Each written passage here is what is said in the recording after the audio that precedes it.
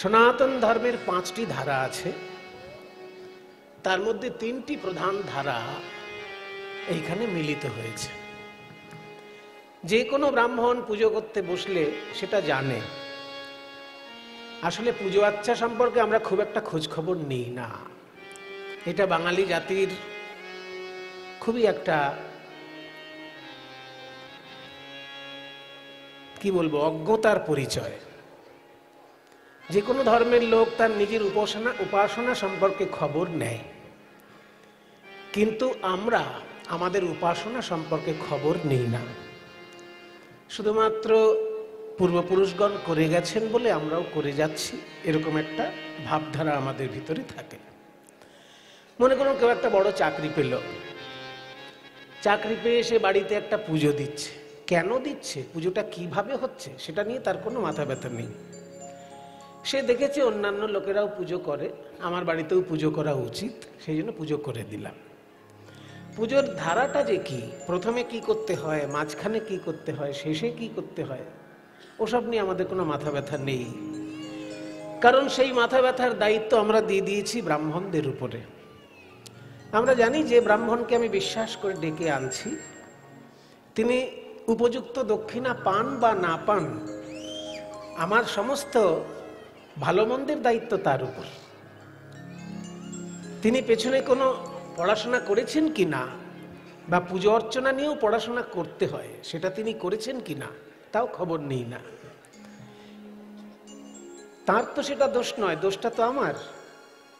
আমি 50 টাকার জায়গায় 500 টাকা দক্ষিণা দেব, কিন্তু পুজোটা ঠিকঠাক হচ্ছে কি না সেটা দেখাটা দায়িত্ব আমার। আর কেউ 50 টাকা চাইলে আমি যদি তাকে 25 টাকা দেওয়ার জন্য বাধ্য করি, তাহলে তো সে কোনোদিন পড়াশোনা করবেই না। 50 টাকার জায়গায় যদি কেউ 500 টাকা দক্ষিণা পায়, তার অন্তত একটা দায়িত্ববোধ থাকবে যে আমাকে পড়াশোনা করে ভালো করে জেনে শুনে পুজোটা করতে হবে। তা নাহলে কোনো পণ্ডিত যদি আমার পুজোর ভুল ধরে, সঙ্গে সঙ্গে আমার অসম্মান হবে। কিন্তু 50 টাকার জায়গায় আপনি যদি তাকে 25 টাকায় রাজি করেন, তার অত দায় নেই। সে বলবে 50 টাকা চেয়েছি, আপনি যখন 25 দিচ্ছেন তো সেরকম পুজো পাবেন। কাজে পুজোর ব্যাপারে আমরা খুব কৃপণ হয়ে যাই। যখন দামি একটা প্যান্ডেল করতে হয়, সেখানে আমাদের 30-40 হাজার টাকা চলে যায়, তাতে গায়ে লাগে না। যখন দামি একটা প্রতিমা আনতে হয়, সেখানেও 20-25 হাজার টাকা চলে যায়, তাতে আমাদের গায়ে লাগে না। কিন্তু যখনই একজন শিক্ষিত ব্রাহ্মণ, আমি শিক্ষিত ব্রাহ্মণ বলতে বুঝছি যে ব্রাহ্মণ জেনে শুনে পুজো করছে। কেউ যদি অঙ্কে অনার্স MA করে পুজো করে, তাকে আমি শিক্ষিত ব্রাহ্মণ বলবো না। সে শিক্ষিত বটে, অঙ্কে অনার্স করেছে বা অঙ্কে MA করেছে, কিন্তু পুজোর পড়াশোনা সে করেছে কিনা, পুজোর যে পৌরোহিত্য কর্মের যে পড়াশোনা আছে সেটা সে করেছে কি, তাহলে সে শিক্ষিত নয়। সে অঙ্কে অনার্স হতে পারে, অঙ্কের মাস্টার মশাই যদি কোনোদিন সে হয়, তাহলে সে সেই ক্ষেত্রে শিক্ষিত, পুজোর ক্ষেত্রে শিক্ষিত নয়। যদি কেউ অঙ্কে অনার্স হয় বা ইতিহাসে অনার্স হয় বা ভূগোলে অনার্স হয় বা জীবন বিজ্ঞানে অনার্স হয়, ফিজিক্যাল সায়েন্সে অনার্স হয়, সেগুলো সেই বিষয়ে যখন সে মাস্টারি করবে তখন সেই বিষয়ে শিক্ষিত। কিন্তু অঙ্কে MA বা ফিজিক্যাল সায়েন্সে MA আমার পুজো করতে এসেছে, সংস্কৃত উচ্চারণ ঠিক করে করতে পারছে না, আমার বিষয়ে পুজোর বিষয়ে সে কিন্তু শিক্ষিত নয়। কাজে শিক্ষিত ব্রাহ্মণ পুজো যদি করে, সেই পুজোটা ঠিকঠাক করছে কিনা সেটা আমি দেখবো, উপযুক্ত দক্ষিণা দেবো। আমি প্যান্ডেলের জন্য যদি 50 হাজার টাকা দিতে পারি, প্রতিমার জন্য যদি 25 হাজার টাকা দিতে পারি, যিনি পুজো করছেন তার জন্য 5 থেকে 10 হাজার টাকা দিতেই পারি। কিন্তু আমরা দর কষাকষি ঠাকুর মশাইয়ের সঙ্গে যতটা করি, প্যান্ডেল লাইটের সঙ্গে ততটা করি না। এটাই আমাদের দুর্ভাগ্য যে আমরা আসল জায়গাটাকে বাদ দিয়ে নকল জায়গাগুলোকে বেশি করে আঁকড়ে ধরি, আর সেই জায়গাটাতে আমরা খরচাটা বেশি করি। সেই জন্য আসল ঠিক জিনিস হচ্ছে কিনা আমরা খেয়াল রাখি না। এত কথা বলছি কাউকে আঘাত দেওয়ার জন্য নয়, এত কথা বলছি এই ত্রিধারা মিলন মন্দির নামটা কেন সেইটার জন্য, পঞ্চধারার মধ্যে 3টি ধারা কি সেটা আলোচনা করার জন্য। সনাতন ধর্মের 5টি হচ্ছে প্রধান ধারা, সেটা যে কোনো পুজো করতে গেলে আগে সেটা প্রয়োজন হয়। এটা ঠাকুর মশাইরা জানে, সাধারণ লোক জানে না, সেই জন্যই কথাগুলো বলছি। যে কোনো পুজো করতে গেলে, কালী পুজো করতে গেলে, সরস্বতী পুজো করতে গেলে, লক্ষ্মী পুজো করতে গেলে, কার্তিক পুজো করতে গেলে, জগদ্ধাত্রী পুজো করতে গেলে, দুর্গা পুজো করতে, সব পুজোয় আগে 5 জনকে উপাসনা করতে হবে। সেই 5 জন কে কে না? প্রথমে হচ্ছে গণেশ, দ্বিতীয় হচ্ছে সূর্য, তৃতীয় হচ্ছে বিষ্ণু, চতুর্থ হচ্ছে শিব, আর পঞ্চম হচ্ছে দুর্গা। এই 5 জনকে আগে পুজো করে নিতে হবে, তারপর তুমি তোমার আরাধ্য দেবতার পুজো করবে। তোমার আরাধ্য দেবতা যদি লক্ষ্মী হন, এইবার লক্ষ্মী পুজো হবে। তোমার আরাধ্য যদি সরস্বতী হন, এইবার সরস্বতী হবে। কিন্তু তার আগে 5 জনকে পুজো করে নিতে হবে। সেই 5 জনের মধ্যে প্রথম জন হচ্ছেন গণেশ। একসঙ্গে এটাকে বলা হয় গণেশ দীনেশ, গণেশ দীনেশ রমেশ উমেশ উমা। একসঙ্গে এটা বলা হয় গণেশ, দীনেশ, রমেশ, উমেশ এবং উমা। উমা মানে দুর্গা, আর উমেশ, উমা যুক্ত ইশ, উমেশ অর্থাৎ দুর্গার স্বামী অর্থাৎ স্ত্রী, দুর্গার স্বামী অর্থাৎ শিব ঠাকুর। তাহলে গণেশ প্রথমে পুজো হয়, তারপর দীনেশ, দিন মানে দন্তের নয় হসি, দয় হস্যি দন্তের নয়, এই দিন মানে দিনের বেলা। এই দিনটা যিনি তৈরি করেন অর্থাৎ সূর্য, সূর্য উঠলে তবে তো দিনটা হলো, সূর্য না আসলে দিন হবে না, সারাক্ষণ রাত্রিই থাকবে। ওই জন্য সূর্যকে বলা হয় দীনেশ।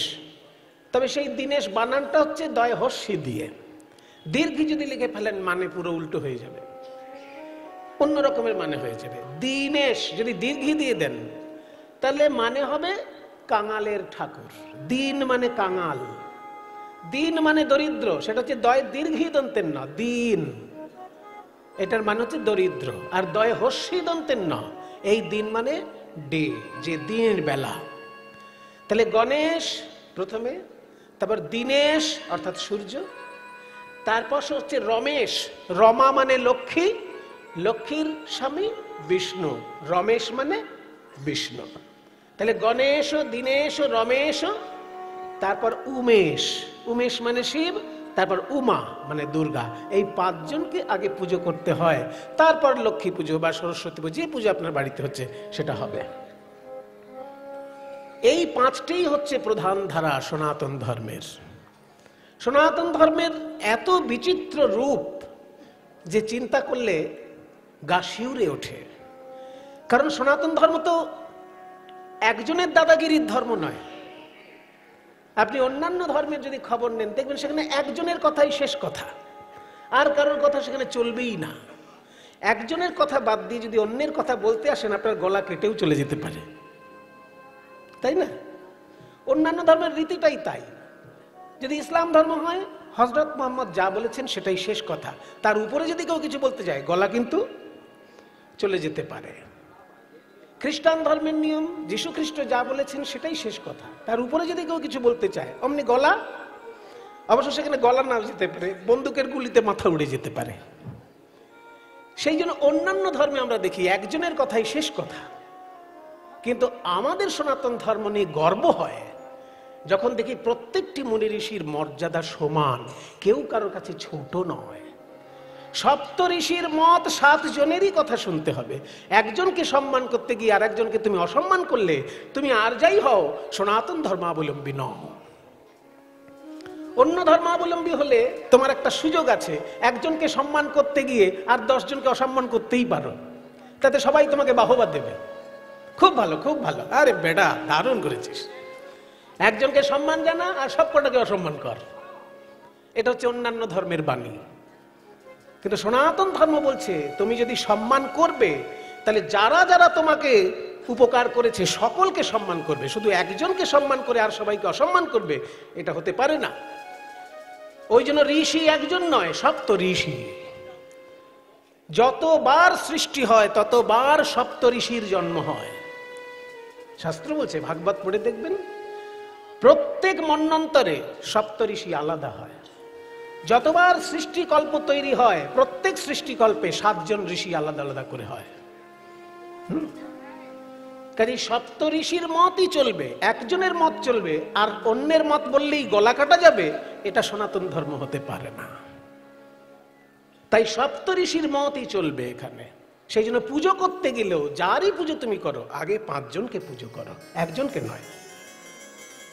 আগে 5 জনকে পুজো করো। সেই 5 জন হচ্ছেন গণেশ, সূর্য, বিষ্ণু, শিব, দুর্গা। এই 5টি পদকে বলা হয় পঞ্চোপাসনা। গণেশকে যারা উপাসনা করেন তাদেরকে বলে গাণপত্য, সূর্যকে যারা উপাসনা করেন তাদেরকে বলে সৌর, বিষ্ণুকে যারা উপাসনা করেন তাদেরকে বলে বৈষ্ণব, শিবকে যারা উপাসনা করেন তাদেরকে বলে শৈব, শক্তিকে যারা উপাসনা করেন তাদেরকে বলে শাক্ত। এই পঞ্চমত নিয়েই কিন্তু সনাতন ধর্ম। সেই জন্য আপনি যদি বৈষ্ণব হন, আপনি শাক্তকে অসম্মান করতে পারেন না। আপনার মত তিনি মানছেন না, এটা হতেই পারে, কিন্তু তা বলে আপনি একেবারে তার ছেড়াদ্দ করে দেবেন, এটা হতে পারে না। ঠিক তেমনি আপনি যদি শৈব হন, আপনি বৈষ্ণবকে অসম্মান করতে পারেন না। আপনি যদি শাক্ত হন, আপনি বৈষ্ণবকে অসম্মান করতে পারেন না। ওই জন্য আমাদের সনাতন ধর্মে দেখবেন কোন মুনি ঋষি অন্য মুনি ঋষিকে অসম্মান করে কথা বলছেন না। আমাদের সনাতন ধর্মে এমন একটা বৈশিষ্ট্য, যার জন্য এখানে 3টি ধারার মিলন ঘটেছে, শৈব, শাক্ত এবং বৈষ্ণব। এই মন্দির প্রাঙ্গণে মায়ের মন্দির আছে। এই উপরে উঠলেই দোতলায় দেখতে পাবেন শ্যামা মায়ের অপূর্ব মূর্তি বিরাজ করছে। আবার এই ভূমিতেই বাঁদিকে নিচের দিকে রয়েছে শিব ঠাকুরের মন্দির, আবার রয়েছে মাঝখানে রাধা কৃষ্ণের মন্দির। কাজেই বৈষ্ণব ভাবনা, শাক্তের শক্তি, বৈষ্ণবের প্রেম আর শিবের মঙ্গল ভাবনা। শিব শব্দের অর্থ হচ্ছে মঙ্গল, শিব মানেটা হচ্ছে মঙ্গল। কাজেই শৈব যে হবে সে সবসময় লোকের মঙ্গল চিন্তা করবে, সে নিজে এমন কাজ করবে যাতে জগতের মঙ্গল হয়। কাজেই শিব মানে হচ্ছে মঙ্গল। শিবের উপাসনা যে করবে সে মঙ্গল ভাবনা করবে সবসময়, সে কখনো কারো ক্ষতি চিন্তা করবে না। তাই শাক্তের শক্তি, শৈবের মঙ্গল কামনা এবং বৈষ্ণবের প্রেম ও ভাবনা, 3টে ধারার একত্র মিলন ঘটেছে এই মন্দির প্রাঙ্গণে। তাই আমরা সবাই মিলে এই মন্দিরে প্রণাম করতে পেরে আমরা সবাই ধন্য। নিতাই গৌর প্রেমানন্দে, হরি বল হরি বল। 3টে নদী যদি এক জায়গায় এসে মেলে তাকে বলে ত্রিবেণী সঙ্গম।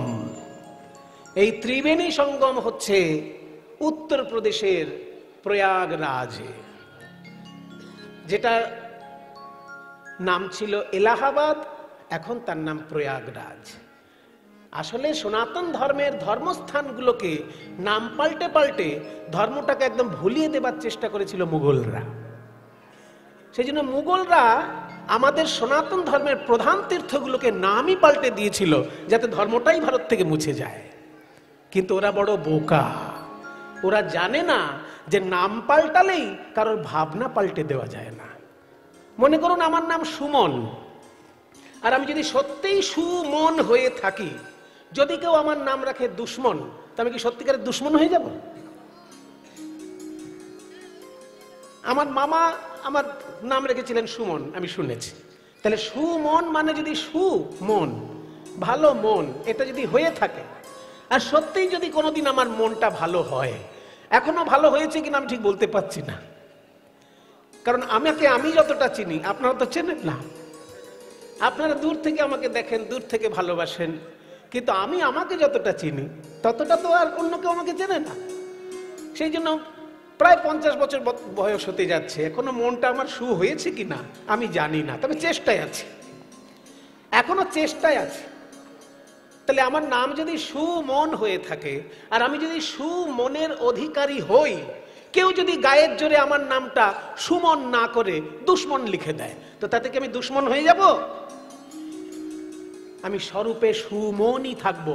তুমি যদি আমার নাম পাল্টাও, সেটা তুমি গায়ের জোরে করেছো, আমার ভাবনাকে তুমি পাল্টাতে পারবে না। ঠিক তেমনি প্রয়াগ তীর্থের নাম যদি কেউ এলাহাবাদ রেখে থাকে, সে গায়ের জোরে রেখেছে, প্রয়াগ তীর্থের মহিমা সে ক্ষুণ্ণ করতে পারবে না। প্রয়াগ তীর্থের পুণ্য সে কমাতে পারবে না। তাই যেটাকে এলাহাবাদ বলে আমরা ছোট থেকে জানতাম, সেটার আসল নাম হচ্ছে প্রয়াগ তীর্থ। প্রয়াগ, প্র মানে প্রকৃষ্ট, ইয়াগ মানে যজ্ঞ। যাগযজ্ঞ আমরা বলি না, আমরা বাঙালিরা বলি যাগযজ্ঞ, আসলে বাঙালি তো ওই জন্য যাগ বলি, সেটার সংস্কৃত উচ্চারণ হচ্ছে ইয়াগ।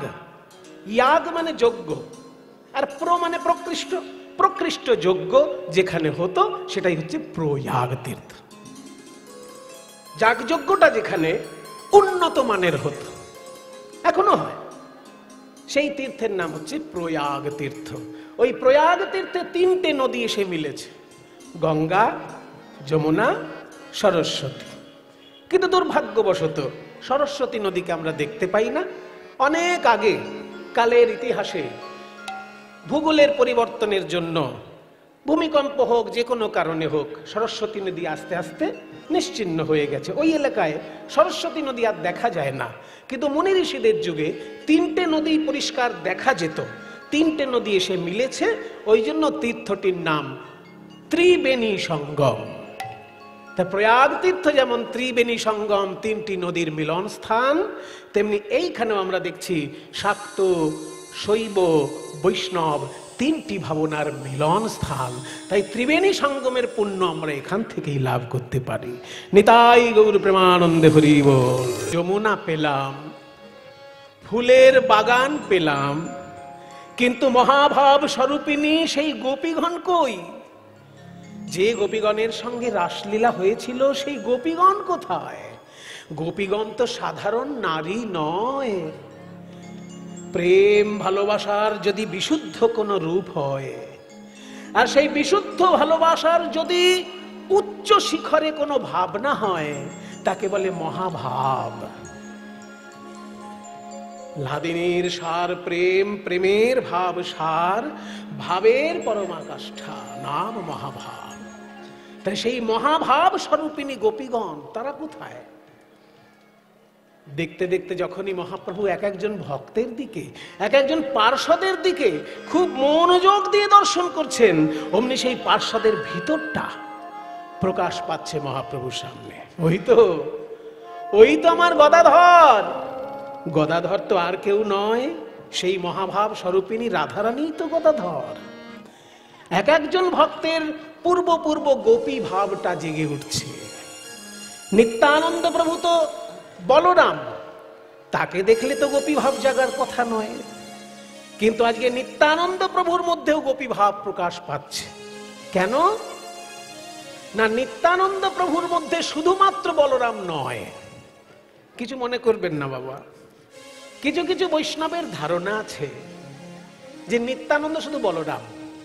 সেই জন্য অনেক সময় দেখা যায় রাধা কৃষ্ণ যুগলের পাশে শুধু গৌর রাখেন, নিতাই রাখেন না, এরকম দেখা যায়। যেহেতু রাধা কৃষ্ণের মিলিত তনু গৌরাঙ্গ মহাপ্রভু, ওই জন্য গৌর থাকতে পারে। কিন্তু নিত্যানন্দ যেহেতু বলরাম, বলরাম থাকলে তো রসদোষ হয়ে যাবে, কারণ রাধা কৃষ্ণ মধুর রসের বিষয়, আর বলরাম তো সখ্য রসের, কিছুটা বাৎসল্য কিছুটা সখ্য মিলেমিশে বলরামের ভাবটা। যেহেতু কৃষ্ণের থেকে বয়সে ছোট, যেহেতু বলরামের থেকে বয়সে কৃষ্ণ ছোট, ওই জন্য একটু বাৎসল্য রস কাজ করছে।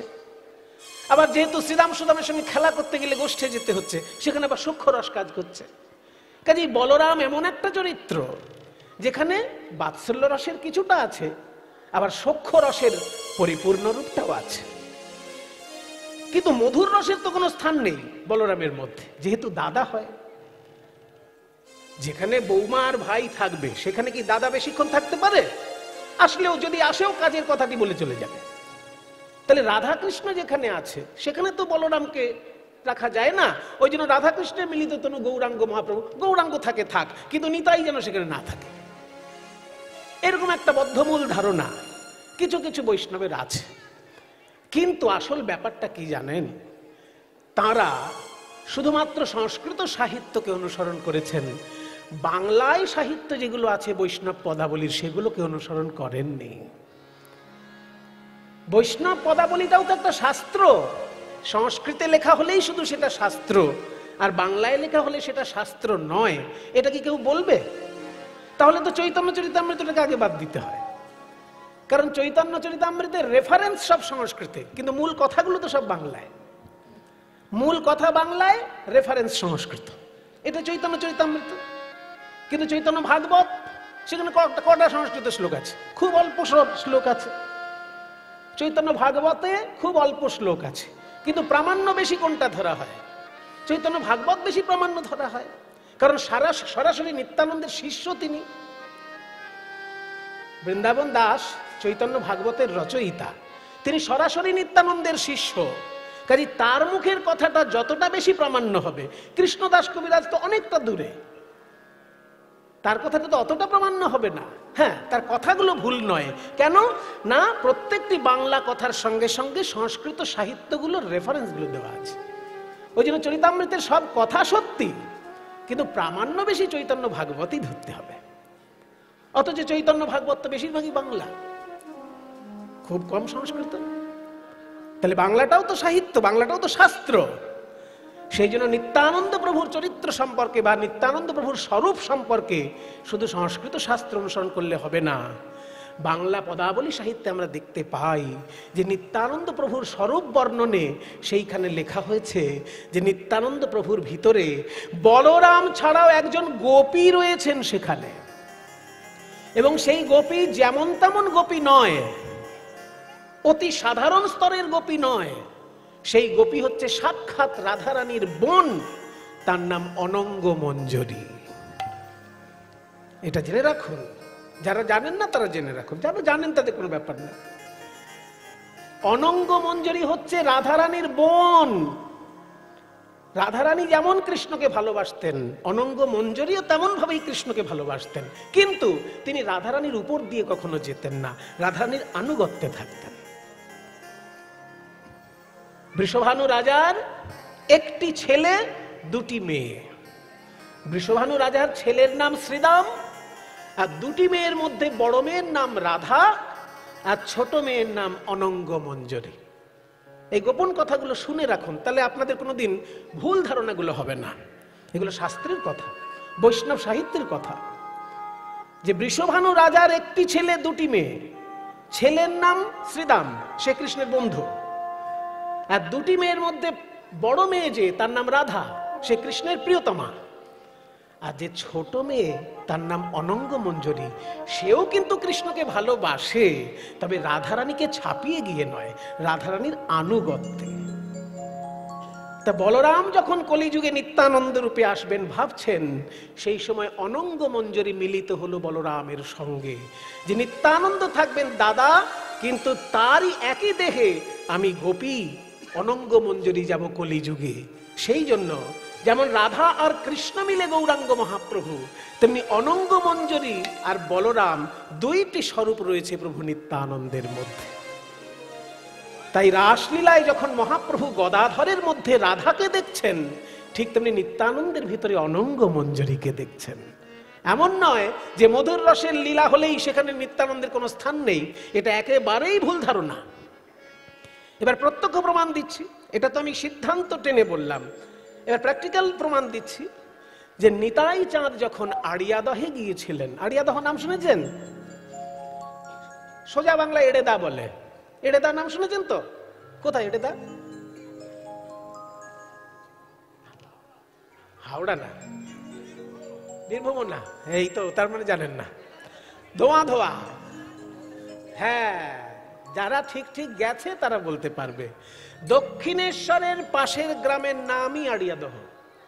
দক্ষিণেশ্বর গেছেন তো জীবনে একবার, নাকি সেইটাও জাননি কখনো? শুধু খাচ্ছেন আর ঘুমোচ্ছেন। একটু ঘুরে আসবেন তীর্থগুলো, কারণ তীর্থে যেতে হয় মহাপুরুষদের চরণধুলি পাওয়ার জন্য। দক্ষিণেশ্বরে গেলেই মা কালী আপনাকে একবারে দেখা দিয়ে দেবেন না, কিন্তু ওখানে যত মহাপুরুষ গেছেন তাদের চরণধুলিগুলো তো ওখানেই আছে। রামকৃষ্ণদেবের চরণধুলি ওখানে আছে, স্বামী বিবেকানন্দের চরণধুলি ওখানে আছে, যেতে তো হবেই। তাই দক্ষিণেশ্বর থেকে উত্তর দিকের গ্রামটা আড়িয়াদহ, আর দক্ষিণেশ্বর থেকে দক্ষিণ দিকের গ্রামটা বরাহনগর। বরাহনগর আমার জন্মস্থান, আমার গর্বে বুকটা ভরে যায়। কারণ বরাহনগরে রামকৃষ্ণদেবের যেমন অনেক লীলা আছে, তেমনি চৈতন্য মহাপ্রভু বরাহনগরে 3টে দিন কাটিয়েছেন। শ্রীমদ্ ভাগবত শ্রবণ করে ওখানে উন্মাদের মতন ক্রন্দন করেছেন আর নৃত্য করেছেন। বরাহনগরের মাটি মহাপ্রভুর চোখের জলে ভিজে গেছে। সেই বরাহনগরটা হচ্ছে দক্ষিণেশ্বর থেকে দক্ষিণ দিকে, আর আড়িয়াদহটা হচ্ছে দক্ষিণেশ্বর থেকে উত্তর দিকে, ঠিক পাশাপাশি গ্রাম। ওই আড়িয়াদহে দাস গদাধরের শ্রীপাঠ ছিল। গদাধর পণ্ডিত যেমন একজন গৌর পার্ষদ, তেমনি দাস গদাধর একজন নিত্যানন্দ প্রভুর পার্ষদ, মহাপ্রভুরও পার্ষদ। সেই দাস গদাধরের বাড়ি ছিল আড়িয়াদহে। সেইখানে যখন প্রভু নিত্যানন্দ গেছিলেন, তার ভিতরে এমন ভাবনা জাগলো যে ওখানে একটা মাধবীলতার কুঞ্জ ছিল। সেই মাধবীলতার কুঞ্জ থেকে একটা ডাল নিয়ে নিলেন, মাধবীলতার একটা ডাল নিলেন, লতা পাতাগুলো ছাড়িয়ে নিয়ে একটা মাধবীলতার ডাল হাতে লাঠির মতো করে নিলেন। আর সেই মাধবীলতার ডালটা নিয়ে নেচে নেচে নৃত্য করছেন নিতাই চাঁদ। কোন ভাব নিয়ে? না, দান লীলার ভাব নিয়ে। দান লীলার ভাব নিয়ে নিত্যানন্দ প্রভু মাধবীলতার ডাল নিয়ে নাচছেন। আর দান লীলার ভাব পড়ে মনে পড়েছে বলে সঙ্গে সঙ্গে সেখানে বাসুদেব ঘোষের দাদা মাধব ঘোষ উপস্থিত ছিলেন। বাসুদেব ঘোষরা অনেক ভাই, কিন্তু 3 ভাই প্রধান, মাধব ঘোষ, গোবিন্দ ঘোষ আর বাসুদেব ঘোষ। এই 3 জন মহাপ্রভুর প্রিয়। কেন না, এরা কীর্তন এত ভালো গাইতেন যে মহাপ্রভু খুব ভালোবাসতেন এদের। তাই শাস্ত্রে বলা হয় মাধব গোবিন্দ বাসু এই 3 ভাই, যাহার কীর্তনে নাচে চৈতন্য গোসাই। তাই মাধব গোবিন্দ বাসু মানে মাধব ঘোষ, গোবিন্দ ঘোষ আর বাসুদেব ঘোষ, এই 3 ভাইয়ের কীর্তনে মহাপ্রভু নৃত্য করতেন। তার মধ্যে বড় ভাই যেহেতু মাধব ঘোষ, ওই মাধব ঘোষ তখন দান লীলার পদাবলী কীর্তন গিয়েছিলেন। চণ্ডীদাসের লেখা শ্রীকৃষ্ণ কীর্তন কাব্য, এই শ্রীকৃষ্ণ কীর্তন কাব্য চৈতন্য দেবেরও প্রাচীন। চৈতন্য দেবের জন্মের আগে লেখা চণ্ডীদাসের গ্রন্থ শ্রীকৃষ্ণ কীর্তন কাব্য। আপনারা তো বাঁকুড়া, যেমন চণ্ডীদাসের জন্য 2টি জেলাকে স্মরণ করা হয়। বাঁকুড়ার মধ্যে ছাতনা চণ্ডীদাসের জন্য বিখ্যাত হয়ে আছে, আর বীরভূম জেলার মধ্যে নানুর চণ্ডীদাসের জন্য বিখ্যাত হয়ে আছে। যেহেতু বাংলায় একাধিক চণ্ডীদাস জন্মগ্রহণ করেছেন, তাই 2টি তীর্থই প্রামাণ্য তীর্থ, কোনোটা গুজামিলের তীর্থ নয়, দুটোই প্রামাণ্য। তো সেই চণ্ডীদাসের যে শ্রীকৃষ্ণ কীর্তন কাব্য, সেখান থেকে পদাবলী গান গিয়েছেন মাধব ঘোষ। আর তাতে নিত্যানন্দ প্রভু নৃত্য করছেন মাধবীলতার ডাল নিয়ে। লীলাটা কি লীলা? দান লীলা। দান লীলা কোন রসের লীলা? বাৎসল্য রস না সখ্য রস? কোন রসের লীলা? দান লীলা। বলে এসব জিজ্ঞেস করবেন না, কীর্তনীরা গায়, আমরা শুনি, আমরা তো বুঝি না আর বুঝতে চাইও না। বোঝেন না ভালো কথা, কিন্তু বুঝতে চাইবেন না কেন? বুঝতে তো হবে, তা নাহলে আপনাকে সাপ বলতে ব্যাং ধরিয়ে দেবে বা ব্যাং বলতে সাপ ধরিয়ে দেবে, আপনি তাই নিয়ে আনন্দে থাকবেন। দান লীলা সখ্য রসেরও লীলা নয়, বাৎসল্য রসেরও লীলা নয়, দান লীলা হলো মধুর রসের লীলা। তাহলে দান লীলা যেহেতু মধুর রসের লীলা, সেখানে নিত্যানন্দ লাঠি নিয়ে নাচছেন কি করে? এটাই তো প্রত্যক্ষ প্রমাণ। যেসব বোকা লোকেরা বলে যে মধুর রস নিতাইয়ের দেবার ক্ষমতা নেই, কারণ তিনি দাদা বলরাম। আরে বোকা, বসো, ঝগড়া করতে ইচ্ছে করছে, আগে ঝগড়া করে নি একটু। যেসব বোকা লোকেরা বলে যে নিতাই যেহেতু বলরাম, দাদা বলরাম, ওই জন্য ওনার সখ্য রস দেবার ক্ষমতা আছে, মধুর রস দেবার ক্ষমতা নেই। আরে বোকা, তুই প্রভু নিত্যানন্দের জীবনীটা ভালো করে পড়, জান প্রভু নিতাইকে আগে।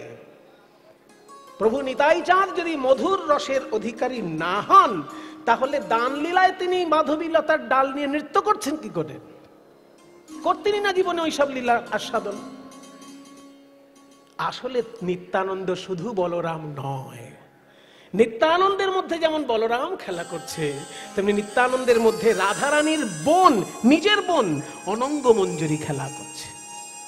ওই জন্য মহাপ্রভু যখন নিত্যানন্দের দিকে তাকাচ্ছেন, তার মধ্যে গোপী ভাব দেখতে পাচ্ছেন। বলে এরাই তো তারা রে, এরাই তো তারা রে, ওই বৃন্দাবনে ছিল যারা, এরাই তো তারা রে, ওই বৃন্দাবনে ছিল যারা, এরাই তো তারা রে। দাঁড়াও দাঁড়াও দাঁড়াও দাঁড়াও, সাধারণ শ্রোতা হিসেবে আমার একটা বক্তব্য আছে। এখন আমি কীর্তনিয়া নই, 5 মিনিটের জন্য আমি একটু শ্রোতা। সাধারণ শ্রোতা হিসেবে আমার একটা প্রশ্ন আছে, যেটা শ্রোতারা করতে পারবে না, তাই তাদের পক্ষ হয়ে আমি করছি। সেটা হচ্ছে যে মহাপ্রভু যখন পার্শ্বদের দিকে দেখছেন, তাদেরকে গোপী ভাবছেন কেন? কারণ তারা তো পুরুষ, আর শ্রীকৃষ্ণের সঙ্গে যারা নেচেছিল তারা তো নারী। বৃন্দাবনে যমুনার তীরে যারা নেচেছিল তারা নারী, তারা গোপী। আর মহাপ্রভুর সঙ্গে গঙ্গার তীরে যারা নাচছেন তারা সবাই পুরুষ, একটাও নারী নেই। মায়েরা কিছু মনে করবেন না, যদি ওই পুরুষ দলের মধ্যে একটা নারী ঢুকে যেত, মহাপ্রভু সেখানে নাচতেন না, বার করে দিতেন। কারণ ছেলে আর মেয়ে মিলে ধেই ধেই করে নাচবে, তাতে ভাব জাগ্রত হবে মহাপ্রভুর, এটা কখনো হয়নি। ছেলেরা নাচতেই পারে, মেয়েরাও নাচতে পারে, কিন্তু হুড়োহুড়ি ধাক্কাধাক্কি করে নয়। মেয়েরা একদিকে নাচুক, ছেলেরা একদিকে নাচুক, কিন্তু ছেলে মেয়ে মিলেমিশে হই হুল্লোড় করে নাচবে আর তাতে একটা বিশৃঙ্খল তৈরি হবে, এটা কখনো ভক্তি ধর্ম নয়। তার প্রত্যক্ষ প্রমাণ দিচ্ছি। যখন চৈতন্য মহাপ্রভু শ্রীবাস অঙ্গনে কীর্তন করছেন, একদিন কীর্তন গাইতে গাইতে শ্রীবাসকে বলছে, শ্রীবাস, আজকে আমার কিছুতেই হৃদয়ে ভাব উদয় হচ্ছে না, ঘরে কিছু একটা অসুবিধা আছে। শ্রীবাস ভাবলো, ঘরে কি অসুবিধে? দেখলো ঘর তো আমি পরিষ্কার করে দিয়ে গেছি। কিছুক্ষণের মধ্যে দেখলো ঘরের কোণে একটা বড় ঝুড়ি উল্টানো আছে, বড় একটা ঝুড়ি উল্টানো আছে। শ্রীবাস ভাবছে, এইটা তো আগে ছিল না, এটা আবার কে এনে রাখলো? এই বলে সেই ঝুড়িটাকে যখনই শ্রীবাস তুলেছে, দেখে ঝুড়ির মধ্যে একটা বুড়ি। যেমন তেমন বুড়ি নয়, শ্রীবাসের শাশুড়ি। আসলে শ্রীবাসের শাশুড়ি একটু সন্দেহ বাতিগ্রস্ত ছিলেন। উনি মনে মনে ভাবতেন যে কি এমন রসের কীর্তন হয় যে আমার জামাই ওই নিমায়ের সঙ্গে কীর্তনের ঘরে ঢুকলে আর বেরোতেই চাই না, আমাদের সঙ্গে গল্প টল্প খুব একটা করতে চায় না, কীর্তনের ঘরে গেলে কি আছে রস ওখানে? শুনেছি মধুর রসের কীর্তন, কি মধুর রস? এইটা দেখার জন্য একটা বড় ঝুড়ি মাথায় চাপা দিয়ে শ্রীবাসের শাশুড়ি ঘরের কোণে বসেছিলেন। আর মহাপ্রভুর ওই কীর্তন হচ্ছে দলবল নিয়ে। মহাপ্রভু বলছেন, আমার ভাব উদয় হচ্ছে না। মানে শ্রীবাসের শাশুড়ি শুধু উপস্থিত আছেন বলেই মহাপ্রভু ভাব উদয় হচ্ছে না। তখন শ্রীবাস সেই শাশুড়িকে করজোড়ে বলছে, মা, আপনি আমার মাতৃ সমতুল্য, আপনি আমার মাই, আমার স্ত্রীর মা, মানে আমারও মা আপনি। আপনার চরণ ধরে অনুরোধ করছি, আপনি এখনই কীর্তন ঘর ত্যাগ করুন, কারণ আপনার জন্য আমার মহাপ্রভুর ভাব উদয় হচ্ছে না, এটা মোটেই বাঞ্ছনীয় নয়, আপনি দয়া করে অন্য ঘরে যান। শ্রীবাসের শাশুড়ি ওই ঘর ছেড়ে বাইরে এলেন, তারপর মহাপ্রভুর কীর্তনে ভাব উদয় হলো। তাহলে চিন্তা করুন যে নারীর উপস্থিতি মাত্র মহাপ্রভুর কাছে কষ্টদায়ক হচ্ছে, আর সেইখানে মহাপ্রভু ধেই ধেই করে সব ছেলে মেয়ে একসঙ্গে নাচবেন, এটা কখনো হতেই পারে না। তাই মহাপ্রভু যখন নাচছেন রাসলীলার ভাব নিয়ে, তার সঙ্গে সবাই ছেলে, কিন্তু কৃষ্ণ যখন যমুনার তীরে নেচেছেন রাসলীলা, সেখানে সবাই মেয়ে ছিল। তাহলে কি করে এরাই তো তারা রে, এরাই তো তারা রে তখন থেকে বলছেন? এটি হচ্ছে সাধারণ শ্রোতার পক্ষ থেকে প্রশ্ন। এবার কীর্তন জগতের উত্তর হচ্ছে, হে ভক্তগণ, ভালো করে খেয়াল করুন, মহাপ্রভুর সঙ্গে যারা নৃত্য করছেন তারা সবাই পুরুষের শরীর ধারণ করেছেন মাত্র, কিন্তু তাদের হৃদয়ের ভাব হচ্ছে গোপী ভাব। কেন না, বৃন্দাবনে একদিন গোপীগণ কেঁদে বলেছিল, হে কৃষ্ণ, ও হে নাগর বর, শুনো হে মুরলীধর, মুরলীধর, নিবেদন করি রাঙা পায়, ওই চরণ নখরমণি, চরণ নখরমণি, যেন চাঁদের গাঁথনি, যেন চাঁদের গাঁথনি, ভালো শোভে দাসীর গলা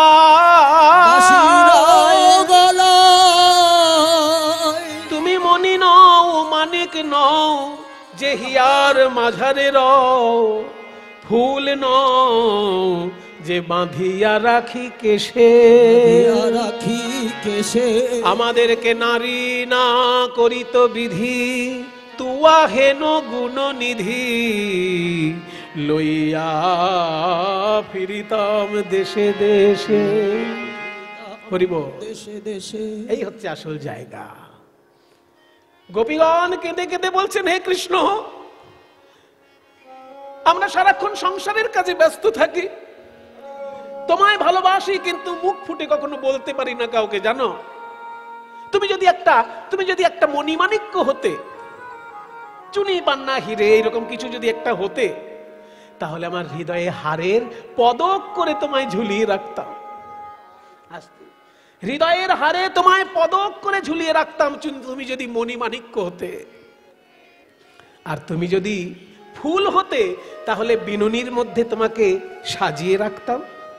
কিন্তু তুমি তো মণিমাণিক্যও নয় যে হৃদয়ে রাখবো, তুমি ফুলও নয় যে মাথার চুলে রাখবো। তাই আমাদের মনের বড় ইচ্ছা, নারী না হয়ে যদি কখনো পুরুষ হতাম, যখন খুশি পথে বেরিয়ে যেতাম, তোমার সঙ্গে নেচে গিয়ে আনন্দ করতাম, কারোর কিছু বলার থাকতো না। নারী না করিত বিধি তুয়া হেন গুণ নিধি লইয়া ফিরিতাম দেশে দেশে। এই যে গোপীদের মনের ব্যথা, সেই ব্যথা দূর করলেন যোগ মায়া কলিযুগে। সেই গোপীদেরকেই কলিযুগে পাঠালেন, কিন্তু পুরুষের দেহ দিয়ে পাঠালেন। ওই যে জয়রূপ সনাতন ভট্ট রঘুনাথ, শ্রীজীব গোপাল ভট্ট দাস রঘুনাথ, এই 6 জন যে গোসাই, এরা সবাই দেখতে পুরুষ, কিন্তু ভিতরটা গোপী ভাবে ভরা। এরা সবাই গোপী, তাই দেখতে পুরুষ হলেও এরা আসলে গোপী। বলে এটার প্রমাণ কি? এটা তো মুখের কথাও হতে পারে। প্রমাণ ভালো করে চেয়ে দেখো গৌর পার্ষদ গণের পানে, তারা যদি বৃন্দাবনের গোপী নাইবা হবে, তবে তাদের নয়ন ধারা কেন এইভাবে প্রবাহিত হয়? এই রকম কৃষ্ণ বলে কাঁদা কি কেউ কাঁদতে পারে যদি কারোর ভিতরটা গোপী ভাবে পূর্ণ না হয়? বলি এরাই তো তারা রে, এরাই তো তারা রে, এরাই তো তারা রে, এরাই তো তারা রে। নয়ন ধারায় পড়লো ধরা, বলি এরাই তো তারা রে, নয়ন ধারায় পড়লো ধরা, বলি এরাই তো তারা রে। এরা যদি বৃন্দাবনের গোপী নাইবা হবে, বৃন্দাবনের গোপী নাইবা হবে, কৃষ্ণ কৃষ্ণ বলে এদের প্রেম ধারা বইবে কেন? প্রেম ধারা বইবে কেন? এরাই তো তারা রে, এরাই তো তারা রে। বলি নয়ন ধারায় পড়লো ধরা, এরাই তো তারা রে। এরা নয়ন ধারায় পড়লো ধরা, এদের কৃষ্ণ বলতেই বহে ধারা, নয়ন ধারায় পড়লো ধরা, কৃষ্ণ বলতে পড়লো ধারা, নয়ন ধারায় পড়লো ধরা, কৃষ্ণ বলতে বহে ধারা, ধারায় পড়লো ধরা, কৃষ্ণ বলতে বহে ধারা, নয়ন ধারায় পড়লো ধরা, কৃষ্ণ বলতে বহে ধারা। এরাই তো তারা রে। এই সহচর গণব্রজ গোপী অনুমা। বাহ, এক এক করে সবাই পেলাম। কিন্তু রাসলীলায় যত গৌর পার্ষদ নাচছেন, সব থেকে বেশি আনন্দ কার হচ্ছে? হ্যাঁ গো, আমাদের এই দলের মধ্যে সব থেকে বেশি বয়স তো এনার মনে হচ্ছে নাকি? ঠিক বলছি না ভুল বলছি? দাদা বয়স কত? মনে হচ্ছে ওনার দেখে মনে হচ্ছে, কিন্তু বয়স বেশি নয়। আচ্ছা, মনে করুন কীর্তনের দলে তো নানান বয়সের লোক থাকে। কারো 20 বছরের ছেলে হয়তো করতাল বাজাচ্ছে, আবার দেখা যাবে 70 বছরের একটি লোক খোল বাজাচ্ছে। 20-70 এবার নাচার সময় যখন আসবে, কার বেশি নাচা উচিত, 70 না 20? 20-র বেশি নাচা উচিত, কারণ তার বয়স অল্প আছে, খেলাধুলার মতন ফোর্স হচ্ছে ভিতরে, একটা অ্যাথলেটিক ফোর্স, এই যে অ্যাথলেটিক ফোর্স। তাহলে খেলাধুলার মতন যাদের ভিতরে একটা ফোর্স থাকে সে তো নাচবে বেশি, বয়সটা কম হলে ভালো হয়। কিন্তু মজার ব্যাপার হচ্ছে মহাপ্রভুর দলে যারা আছে সব থেকে বয়স বেশি যার, তিনি আজকে সব থেকে বেশি নাচছে, সব থেকে বয়স বেশি যার। অদ্বৈত নাচে রে, অদ্বৈত নাচে রে, নাচে রে নাচে রে আমার অদ্বৈত, ওই নাচে রে আমার অদ্বৈত নাচে রে, নাচে রে আমার অদ্বৈত নাচে রে, ওই নাচে রে আমার অদ্বৈত নাচে রে, নাচে রে আমার অদ্বৈত, নাচে অদ্বৈত, নাচে অদ্বৈত, অদ্বৈত অদ্বৈত নাচে রে অদ্বৈত নাচে, ওই নাচে রে আমার অদ্বৈত নাচে রে।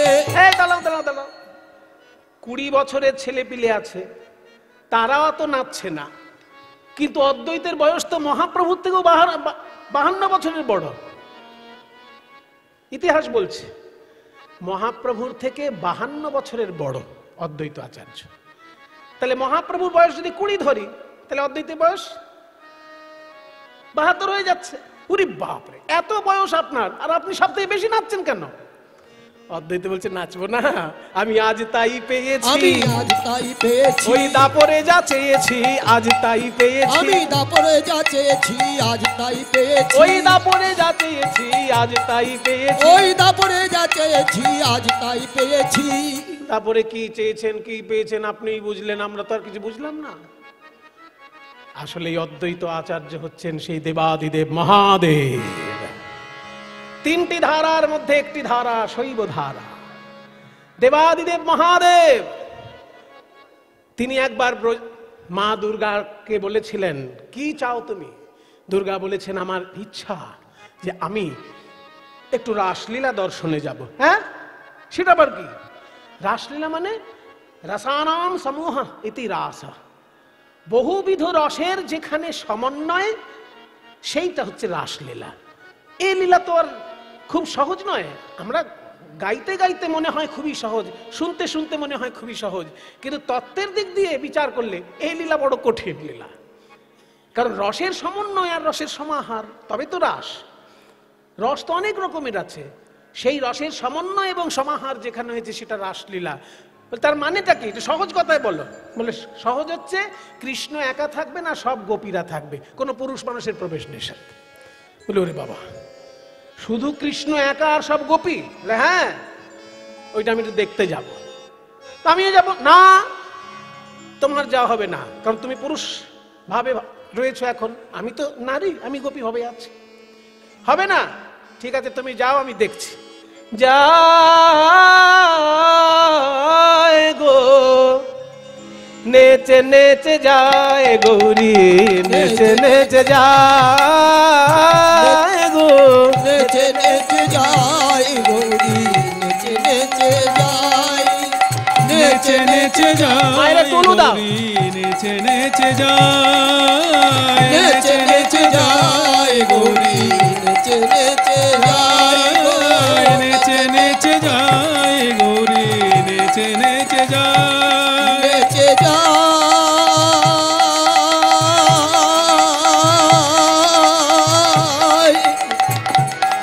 নেচে যায়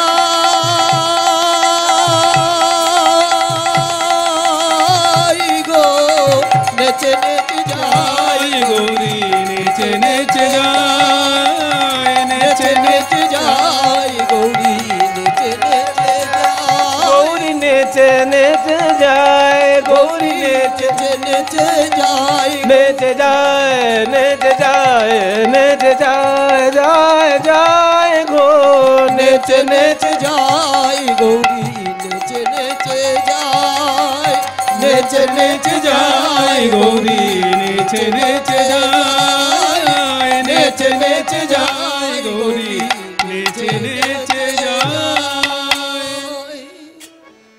মা দুর্গা তো গোপী ভাবে প্রবেশ করলেন, কারণ তিনি তো যোগমায়া। যোগমায়া যোগেশ্বরী না গেলে তো লীলা হবেই না। শিব ঠাকুর মনে মনে ভাবছেন, বাবা এখানে সবাই নারী আর আমি পুরুষ, কি করে যাব? তো রাসমঞ্চের বাইরে দেখছেন একটা ওড়না পড়ে আছে। ওই যে রাসলীলার পদে বলা হয়েছে না যে কোন কোন গোপীর গা থেকে ওড়না খুলে পড়েছে বাইরে। খাসাতা বাসানা রাসানা চৌলি গালিতা বেনি দৌলানি পদাবলীর মধ্যে আছে। খাসাতা বাসানা, বসন খসে পড়ছে। রাসানা চৌলি, রসন হচ্ছে এক রকমের অলংকার যা উড়ুতে থাকে। রসতু রসনা পিতব ঘন জঘন মন্ডলে ঘোষয়ত মন্মথ নিদেশম, জয়দেবের গীত গোবিন্দে আছে না যে রসতু রসনা পিতব ঘন জঘন মন্ডল। জঘন, জঘন মানে হচ্ছে উরু। তো ব্রজগোপীদের উরু দেশে যে অলংকার থাকতো তাকে বলে রসনা। তা খসত বসন রসনা চৌলি, চৌলি মানে ওড়না। তাহলে খসাতা বসানা রসানা চৌলি গলিতা বেনি দোলনি, বিনুনি খুলে গিয়ে পিঠের উপর দুলছে। এই হচ্ছে গোপীদের রূপ যাবার সময়। তো যদি কারো ওড়না খসে পড়েছে এমন গোপীও তো আছে, সেই রকম খসে পড়ে থাকা একটা ওড়না মহাদেব মাথায় দিয়ে যেই না রাস মঞ্চে প্রবেশ করেছেন অমনি রাসচক্র বন্ধ হয়ে গেল। গোবিন্দ বুঝলেন গোপী ভাব ছাড়া অন্য ভাবের প্রবেশ নিশ্চয়ই ঘটেছে। গোপী ভাব ছাড়া অন্য ভাবের প্রবেশ ঘটলেই রাসচক্র বন্ধ হয়ে যাবে। রসের ব্যাঘাত ঘটলেই রাস বন্ধ, কারণ রসের সমন্বয়। রাসলীলা মানে রসের সমন্বয়, তাহলে রসের ব্যাঘাত হলেই বন্ধ হবে। যেই গোপী ভাব ছাড়া অন্য ভাবের প্রবেশ করেছে ঘটেছে অমনি রাসচক্র বন্ধ। গোবিন্দ চিন্তা করলেন গোপী ছাড়া কে আছো এখানে? কেউ স্বীকার করছে না। এবার সকল গোপীর মুখ দেখতে দেখতে শিব ঠাকুরের সামনে এসে যখন দাঁড়িয়েছে, শিব ঠাকুর তখন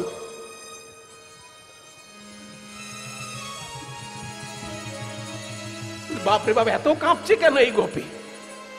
কে তুমি? আমি শ্বেত গোপী। হ্যাঁ, শ্বেত গোপী?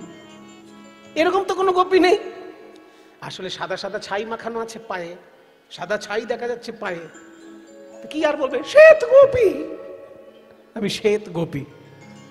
শ্বেত গোপী? তাহলে দেখি তোমার মুখটা একটু দেখি, ওড়নাটা সরাও। যেই না গোবিন্দ জোর করে ওড়না সরিয়ে দিয়েছেন, মহাদেব এ তুমি কি করলে? মহাদেব করজোড়ে মহাদেব স্তব করছে, হে কৃষ্ণ করুণা সিন্ধো দীনবন্ধো জগৎপতে গোপেশ গোপিকাকান্ত রাধাকান্ত নমোস্তুতে। নমো ব্রহ্মণ্য দেবায় গোব্রাহ্মণ হিতায় চ জগদ্ধিতায় কৃষ্ণায় গোবিন্দায় নমো নমঃ।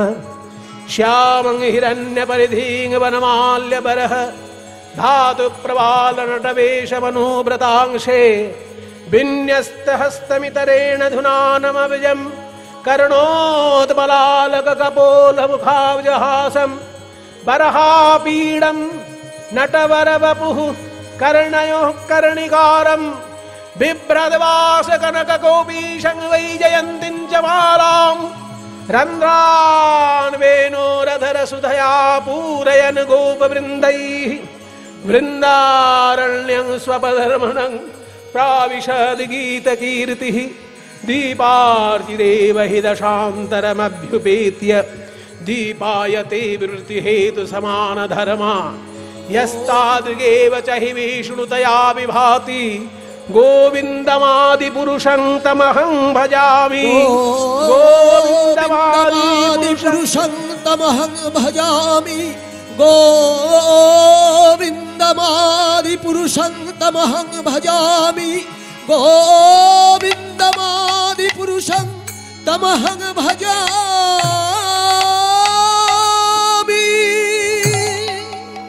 दाঁড়াও ভোলানাথ, স্তব করে তুমি আমাকে ক্ষান্ত করতে পারো, কিন্তু অপরাধ মুক্তি তোমার হবে না। হে গোবিন্দ, তুমি কি জানো না ভোলানাথ, আমার সকল রসের মধ্যে মধুর রস শ্রেষ্ঠ, আর মধুর রসের সমস্ত লীলার মধ্যে লীলা মুকুটমণি রাস লীলা শ্রেষ্ঠ। কারণ সেখানে মহাভাব স্বরূপিণী গোপীগণের পূর্ণ আত্মসমর্পণ ঘটেছে। আর সেই পূর্ণ আত্মসমর্পণের লীলায় গোপী ভাব ছাড়া অন্য ভাবের প্রবেশ নিষেধ। এই কথা জানা সত্ত্বেও তুমি গোপী হতে না পেরে গোপী পোশাক নিয়ে প্রবেশ করেছ। তাই গোপীর পরিচ্ছদ ধারণ করে যখন তুমি প্রবেশ করেছো, সেই শাস্তি তো তোমায় পেতেই হবে। আগামী কলিযুগে তুমি নরকুলে জন্মগ্রহণ করো। অবজানন্তি মাং মূঢ়া মানুষিং পরিহতমাশ্রিতং পরং ভাবজানন্তো মম ভূত মহেশ্বরম। এই বাণীটি গীতার বাণী, ভগবান শ্রীকৃষ্ণের বাণী, যে বোকা লোকেরা ভগবানকে নররূপে লীলা করতে দেখে অবজ্ঞা করে। খুব মন দিয়ে শুনবেন। কিছু কিছু লোক ভাবে যে ভগবান যদি হবে তার লীলাগুলো এরকম মানুষের মতো কেন? মানুষ আর ভগবান কি এক জিনিস? মানুষ আর ভগবান এক জিনিস নয়, কিন্তু ভগবান মানুষের মতো লীলা করতে ভালোবাসেন। এটা বোকা লোকেরা বোঝে না, এবং বোঝে না বলেই ভগবান গীতায় তাদেরকে বোকাই বলছেন। বলছে অবজানন্তি মাং মূঢ়া। মূঢ়, মূঢ় শব্দের বহু বচনে মূঢ়া মানে বোকা গুলো, বোকারা। অবজানন্তি মানে অবজ্ঞা করে, অবজানন্তি মাং মানে অবজ্ঞা করে আমাকে। মূঢ়া বোকা লোকেরা আমাকে কেমন দেখে অবজ্ঞা করে না, মানুষিং তনুমাশ্রিতম, আমি যখন নর দেহ ধারণ করি তখন আমাকে দেখে অবজ্ঞা করে। মানুষিং তনুম মানে মানুষের মতো তনু আমি যখন ধারণ করি তখন বোকা লোকেরা আমার তত্ত্ব না বুঝে আমাকে অবজ্ঞা করে। অবজানন্তি মাং মূঢ়া মানুষিং তনুমাশ্রিতম। কেন না পরং ভাবম অজানন্ত, আমার পরম ভাবটা তারা জানে না, আমার আসল স্বরূপটা তারা জানে না। কেমন সেটা না, মমভূত মহেশ্বরম, আমি যে সমস্ত জীবের মহেশ্বর, আমি যে সমস্ত জীবের অধীশ্বর, এই তত্ত্বটা তারা জানে না। তাই নররূপে আমাকে লীলা করতে দেখে আমাকে অবজ্ঞা করে। আর তুমিও সেই কাজই করেছো। একা কৃষ্ণ, পুরুষ আর সব নারী, এইটা চিন্তা করে তুমি গোপী হতে না পেরে গোপী সেজে এসেছো। তাই আগামী কলিযুগে তুমি নরকুলে জন্মগ্রহণ করো। হে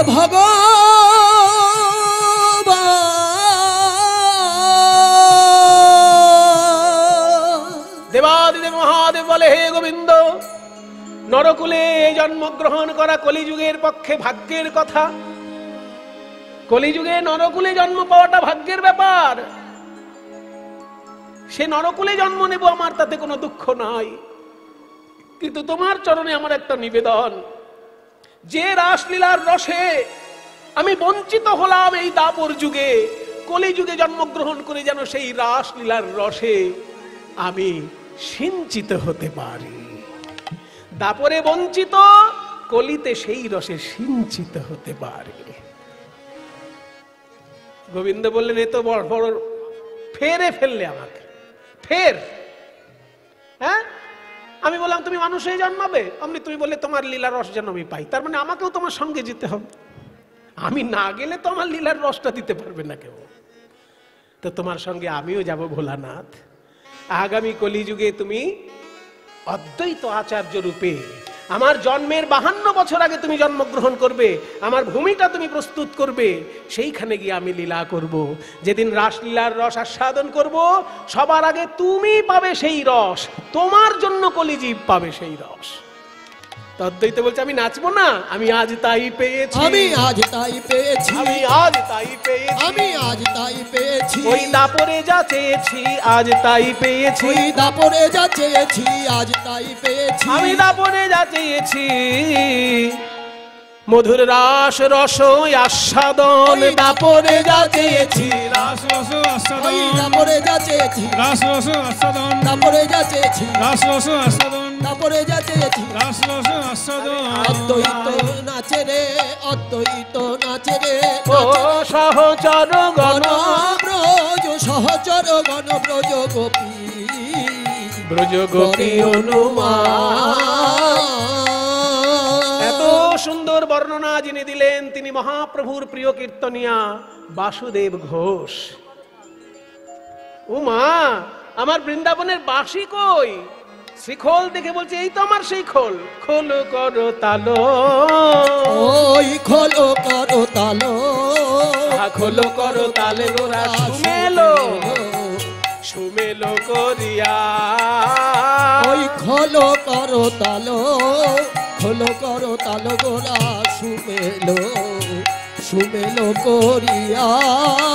বাজে খোল বাজে খোল, বাজে খোল বাজে খোল, সংকীর্তন মহারাসে বাজে খোল বাজে খোল, ওই সংকীর্তন মহারাসে বাজে খোল বাজে খোল। খোল বলে ধিক তান, তাকে ধিক তাকে ধিক, তাকে তাকে তাকে ধিক, তাকে, হ্যাঁ তাকে তাকে তাকে ধিক। কাকে কাকে ধিক্কার দিচ্ছে কিছু মনে করবেন না। কোন কোন জায়গায় গিয়ে দেখি প্রথম দিকে শ্রোতারা বেশ মন দিয়ে কীর্তন শোনে, কীর্তন কি আনন্দ, কিন্তু কিছুক্ষণের পর হ্যাঁ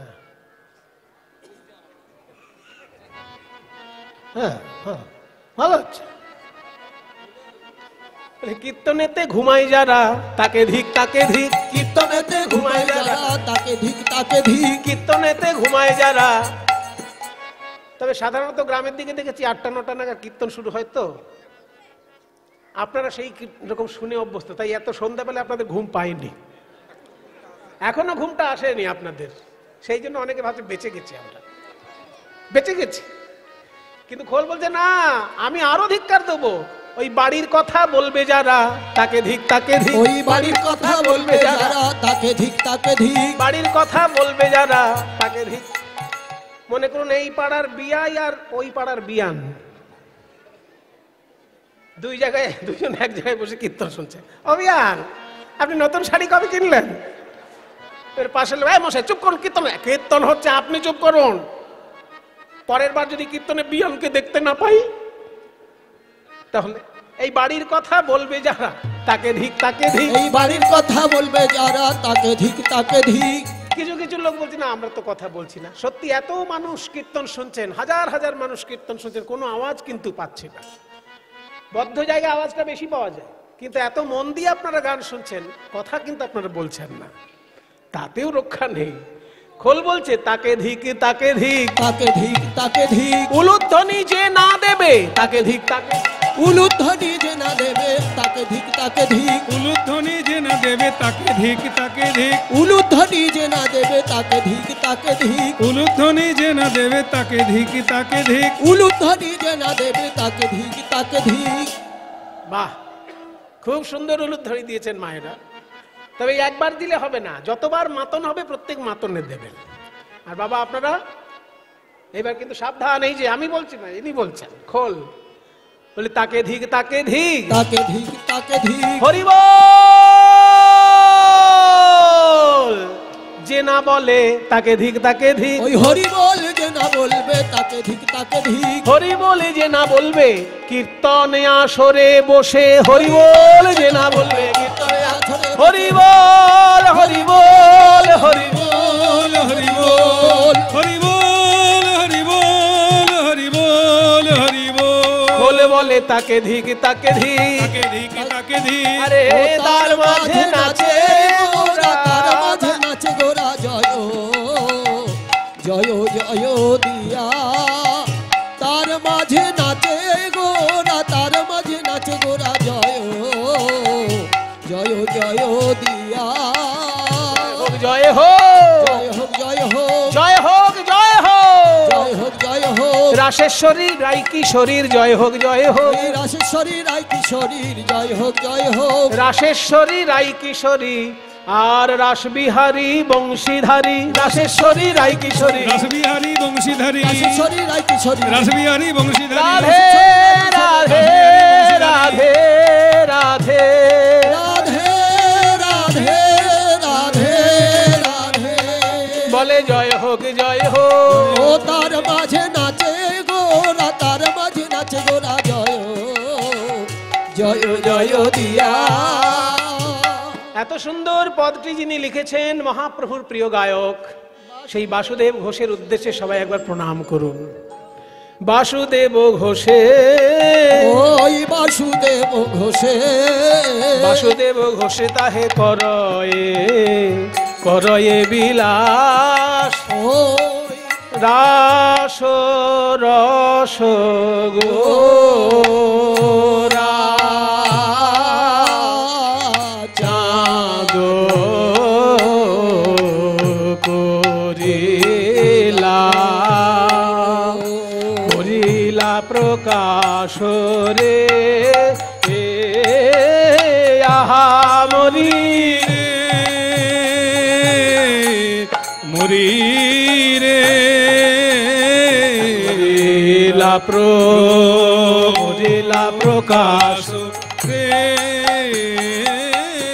রাস রস গোরা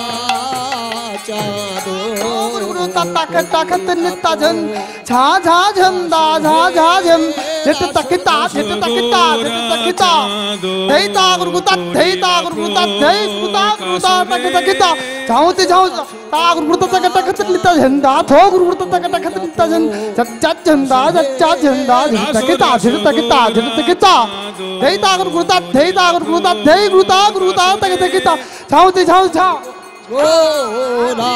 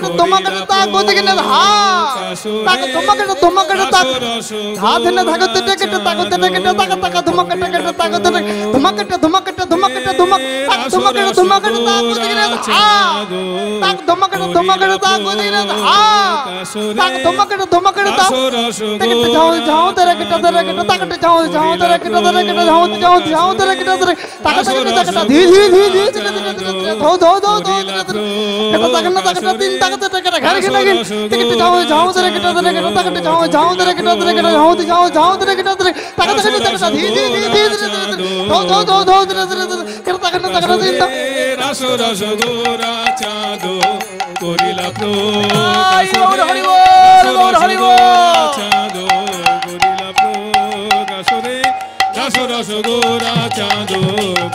প্রকাশ রে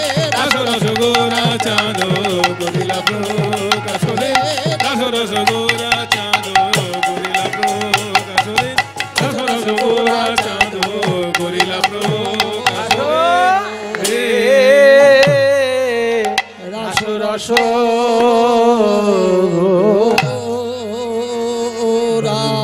नंद व्रज स्त्रीणां पादरेणुमभीक्षिणशः यासामरी कथोदिगितां पुनदि भुवनत्राया वन्दे नंद व्रज स्त्रीणां पादरेणुमभीक्ष्णशः यासां हरि कथोदिगितं पुनति भुवनत्रयम् हरो हरि नयन भरी हरो हरि नयन भरी गोपी बल्लभ राधा मदन मोहन हरो हरि नयन भरी हरो हरि नयन भरी गोपी बल्लभ राधा मदन मोहन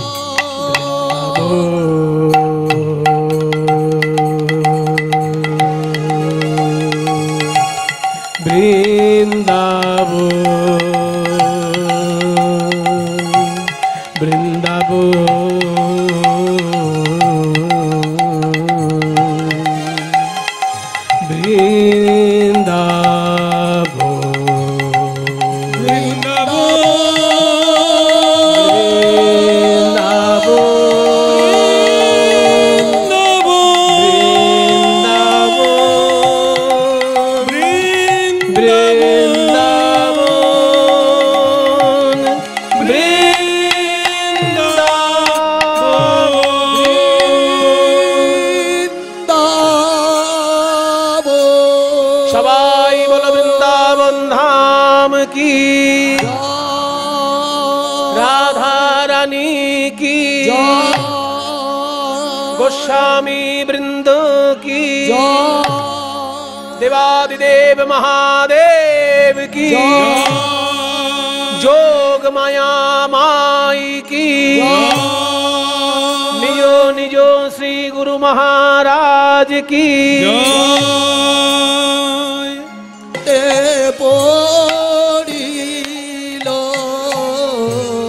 ओम निजो मुरार भाव সুরধ্বনি রে করিল, যমুনার ভাব, যমুনার ভাব, যমুনার ভাব, সুর বৃন্দাবন লিয়ে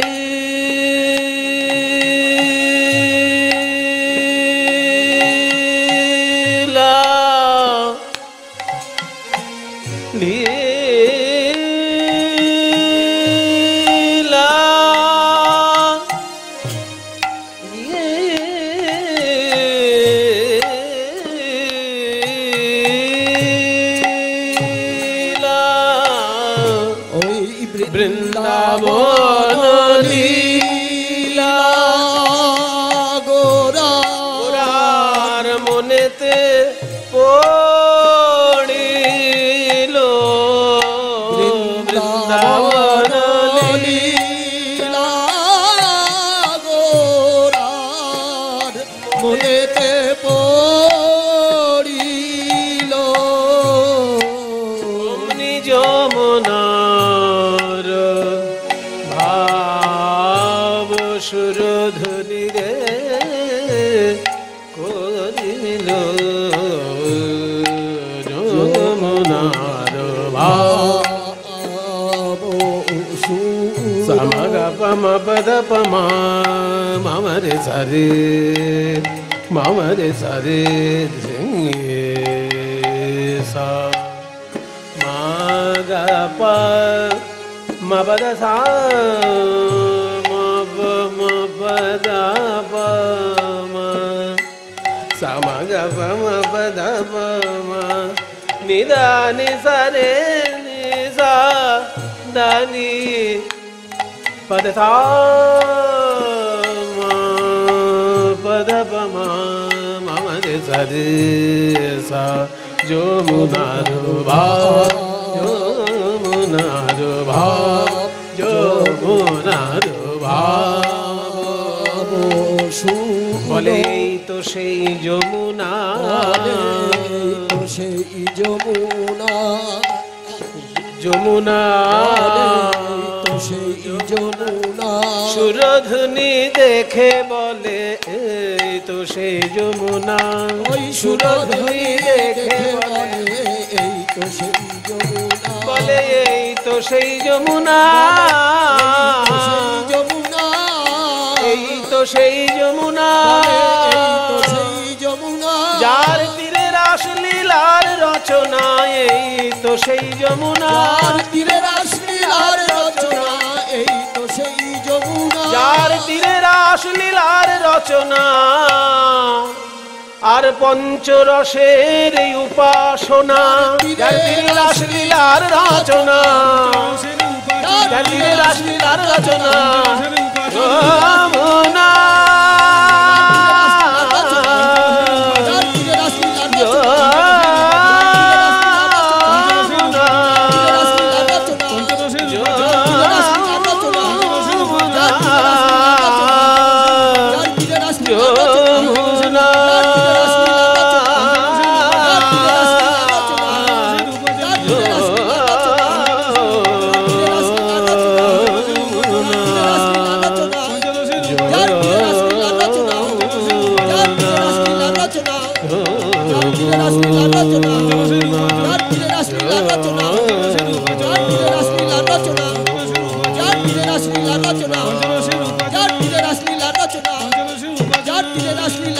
প্রভু বলে এই তো সেই যমুনা।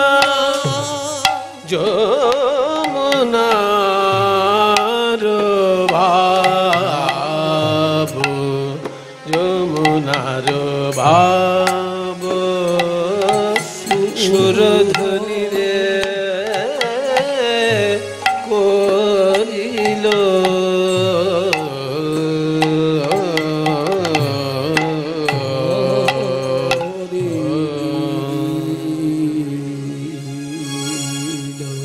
क्रीडितं व्रजवधूभिर्दञ्च विष्णोः श्रद्धान्वितोऽनुशृणुयादथ वर्णयदि यः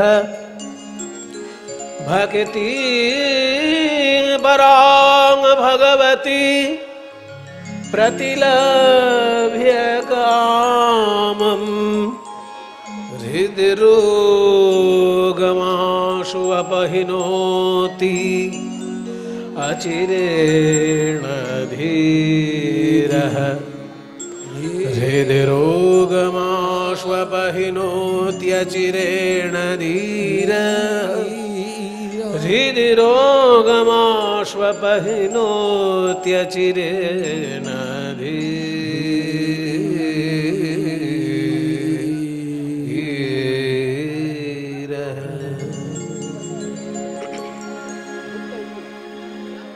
জয় নিতাই। উপস্থিত সকল গৌর গোবিন্দ অনুরাগী ভক্তবৃন্দ, সবার শ্রীচরণে আমার কোটি কোটি দণ্ডবত প্রণাম। আজ